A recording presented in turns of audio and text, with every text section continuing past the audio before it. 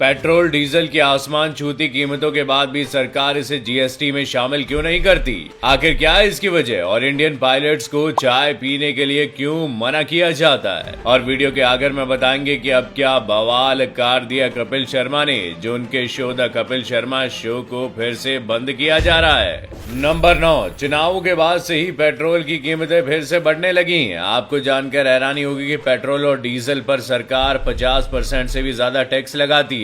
लेकिन यहाँ से सवाल ये उठता है कि पेट्रोल और डीजल पर वैट और एक्साइज ड्यूटी अभी तक लगाई जाती है, लेकिन कभी जीएसटी में नहीं इसे शामिल किया गया। ऐसा क्यों? असल में पेट्रोल और डीजल राज्य सरकार की आमदनी का बड़ा हिस्सा है, इस वजह से इसे जीएसटी में शामिल नहीं किया जाता। अगर पेट्रोल और डीजल को जीएसटी के अंदर ले आया जाए तो जनता को तो फायदा होगा, लेकिन सरकार घाटे में चली जाएगी और उसके पास नई योजनाओं के लिए पैसे की दिक्कत होगी। आप इस बारे में क्या सोचते हैं? हमें कमेंट करके जरूर बताइएगा।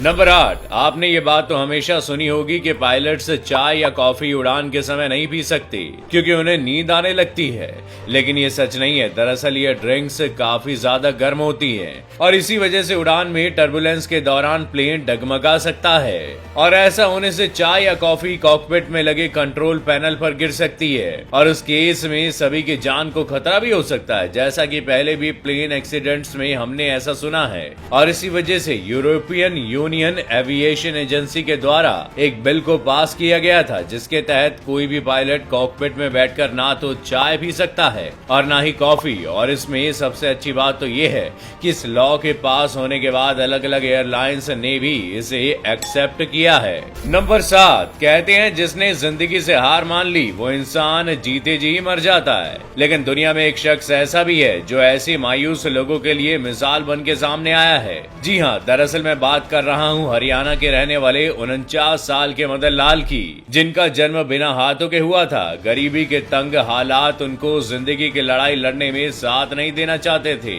और इसी वजह से पढ़ाई ने भी अपना मुंह मोड़ लिया, लेकिन मदन लाल ने कभी हार नहीं मानी और उन्होंने अपनी जिंदगी को अपने दम पर जीने के लिए एक टेलर से सिलाई सीखी और लोगों के सामने मिसाल पेश की। नंबर 6, वैसे तो श्रीलंका के बारे में हम खबरें सुन ही रहे हैं, पर इस हुड़दंग से परे भी काफी कुछ है जो इस देश को खास बनाता है। असल में दुनिया भर में दालचीनी का इस्तेमाल खाने और दवाइयां बनाने के लिए किया जाता है और इसकी खोज 2000 BC में की गई थी। और आपको बता दें कि दुनिया के हर कोने में 80 से 90% दालचीनी श्रीलंका से ही भेजी जाती है। नंबर 5, अभी तक आपने इंसानों के लिए ही कानूनी राइट्स के बारे में सुना होगा, लेकिन आपको जानकर अजीब लगेगा, पर एक देश ऐसा भी है जहां जानवरों के लिए लीगल राइट्स बनाए गए हैं। दरअसल ये देश ऑस्ट्रेलिया है। यहाँ हाल ही में एक बंदर को लेकर उसे कैद करने का मामला सामने आया था, जिस पर उसके मालिक ने कोर्ट में शिकायत दर्ज की थी। वहीं कोर्ट ने भी उस बंदर के हक में फैसला सुनाते हुए जानवरों के लिए लीगल राइट्स तय करने की बात कही थी। बता दें कि ऐसा इसलिए किया गया क्योंकि कुछ दिन पहले बाहर घूमते हुए लोगों के परेशान करने के चलते एक बंदर की मौत हो गई थी। नंबर 4, आपने दुनिया में कई जानवरों को पैदा होते देखा होगा, कई परिंदों को अंडे से बाहर आते भी देखा होगा, लेकिन क्या आपने कभी किसी सांप के बच्चे को अंडे से निकलते हुए देखा है? नहीं ना। तो मैं आपको कुछ रेयर दिखाने वाला हूँ। अभी जो वीडियो फुटेज आप अपने फोन की स्क्रीन पर देख रहे हैं उसमें एक अंडे से सांप बाहर आता हुआ नजर आ रहा है।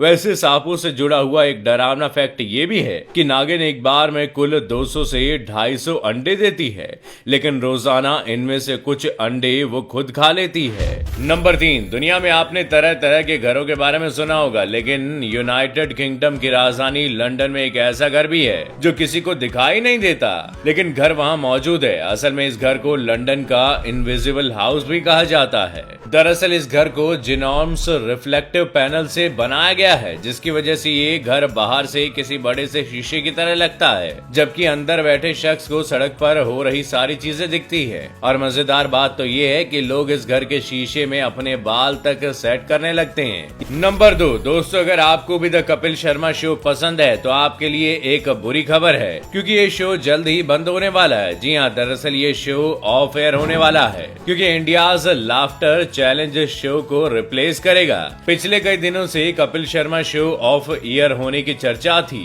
लेकिन इसके बारे में कोई श्योरिटी नहीं दी गई थी। लेकिन इसमें आपको हताश होने की जरूरत नहीं है, क्योंकि ये शो हमेशा के लिए बंद नहीं किया जा रहा। रहा, बल्कि इस शो का सीजन खत्म हो रहा है। पर कपिल ब्रेक के बाद जल्द वापसी करेंगी।